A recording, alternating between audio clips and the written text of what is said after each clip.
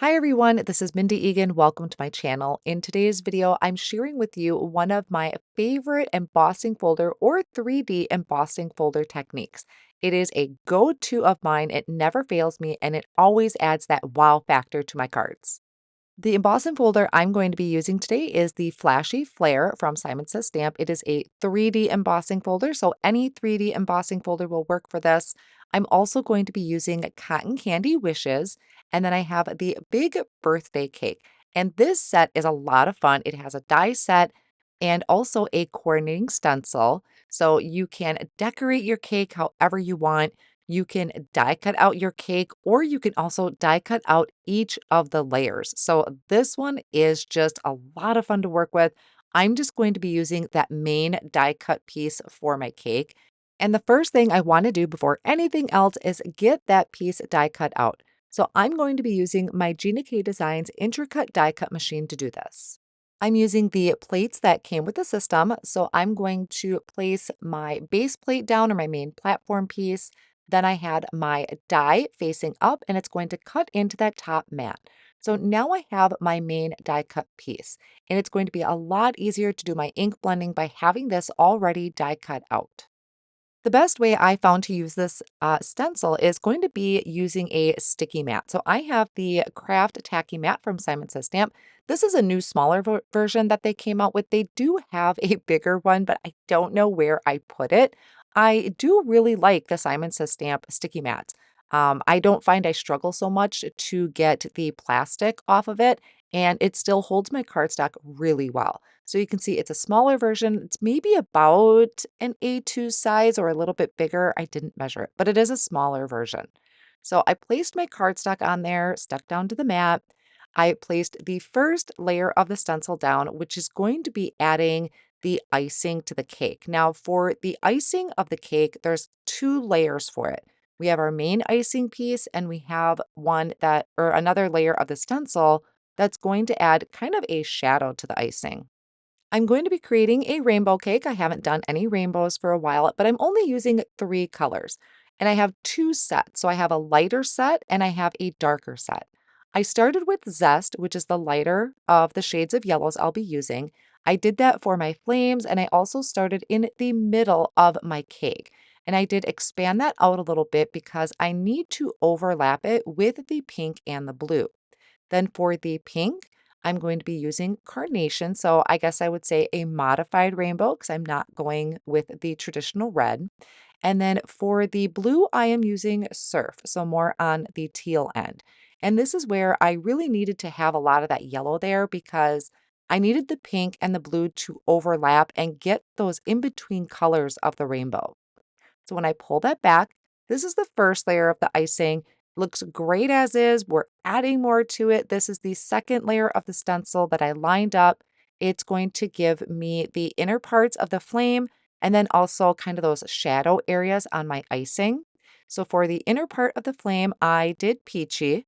And then I'm coming in with that second set of inks that I have. This is kind of next in line in their trio of inks. So for the yellow, the step darker would be honey. And then for the pink, the step darker is peony. And then for the blue, the step darker is going to be ocean. And I'm just going over those areas that I previously did, kind of overlapping a little bit to get that shadow area and contrast. And really, where everything overlaps is, to me, where all of the magic happens when it comes to ink blending. Next, we have our third layer of the stencil, which is going to be our candles and then also the main portion of the cake. And for this, there's lots of different ways you could do this. I decided to go with Nectar, so it's a super, super light orange, although I forgot that I just re-inked all of my Concord and Ninth inks. So it's a little bit darker than I wanted, but it still looks really great. It kind of brings in that orange a little bit more and it just kind of gives it a nice soft glow to the cake. So I still have some white area there, and then that ink is going to help give it its shape. Now, the next layer of the stencil is adding a shadow layer underneath our icing. This I am using Pebble, which is like one of my favorite light gray inks, but again, I forgot I just re-inked it, so it's a little darker than I wanted. Still looks really fun though. And then there's also the plate that our cake is sitting on. So you do want to have some color in these areas. You don't want to leave them completely white because that's going to form your cake and then leave the outline or the white outline around it. Then before I remove this layer of the stencil, I am bringing in my blending brushes and going over these sprinkles. And I'm just using the leftover ink that I had from those darker colors. Still leaving this in place, I'm going to buff away some of that excess ink with a paper towel, and I am going to add some sparkle to my sprinkles. So here I'm using Astro paste. This is in Frostbite, and really all it is a kind of clear paste that's going to just add sparkle. It looks white on screen, but that white is going to dry to clear, and what we will be left with is a lot of sparkle on top of our color. So I spread that over. I'm not putting that excess back in the jar because it's contaminated with color. I wiped off my palette knife with a baby wipe. I'll peel back my stencil and I will take the stencil over and wash it off in the sink. And then I use a set of tweezers to help kind of pick up my die cut piece. And I will set this off on the side to dry. While that's drying, I'm going to work on my background. And this is where the embossing folder technique kind of starts to come into play. I start with a piece of white cardstock cut to 4¼ by 5½, and I'm using the same colors that I did for my cake. So I'm starting with that carnation up in the top corner. I'm going to come in with a zest, blend into that pink. So there's going to be a lot of coverage between the pink, yellow, and blue because I really need to get that overlap if I want to stay with these three colors. You could always bring in a full assortment of ink to get the rainbow, but I really like to do this sometimes. It takes up less space on my desk, and I like to see that overlap. So here, the teal or that blue is surf, but I did have to bring in purple. Otherwise, I was really working hard to stretch that blue. So it was just easier to bring in lilac down in that corner. So these are the lighter shades of color that I started with.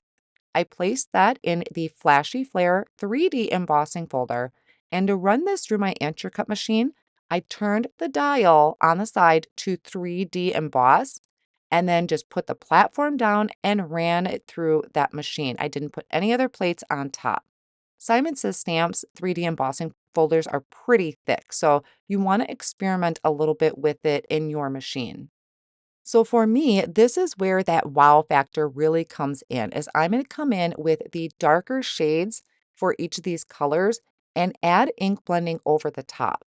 So I actually started with carnation on that pink. I do come back and fix it, but the yellow, I'm coming in with the honey. For the blue, I will come in with Ocean. And I'm using a flat blending brush, which I feel is key in this technique.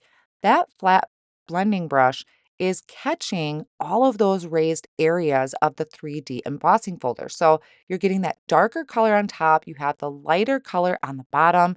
And to me, it just is one of those cards where the recipient's going to be like, how did they do that? And now you know. It's really simple. You just start with a light color first and then add ink blending over the top with a darker shade to really make that pop. I brought out my splat box and I am going to add splatters to this, of course, because I love my splatters. I'm using the Hero Arts white acrylic spray. I like to shake it up really well, take the nozzle off and put some on my glass work surface here. And I'm also going to bring in a drop or two of water. Now, the thing with white splatter, regardless of whatever you use for it, the more water you add to your white splatter, the more translucent it's going to become. So you don't want to add a ton of water if you want it to be that nice true white. All I used that water for was to wet my paintbrush. Then I picked up the ink and I'm splattering onto the background. And I'm going to set that off on the side to dry and I will work on a sentiment. This is going to come from the Cotton Candy Wishes stamp set. It is a small stamp set, but I think it packs a lot of punch. It has a really cute cotton candy image, plus these sentiments with coordinating dies that are available. So I picked out Happy Birthday. I'm inking that up in the Versafine ink, which is partnered with Simon Says Stamp. Both work the same whether you're using the regular Versafine ink or the Simon Says Stamp branded one.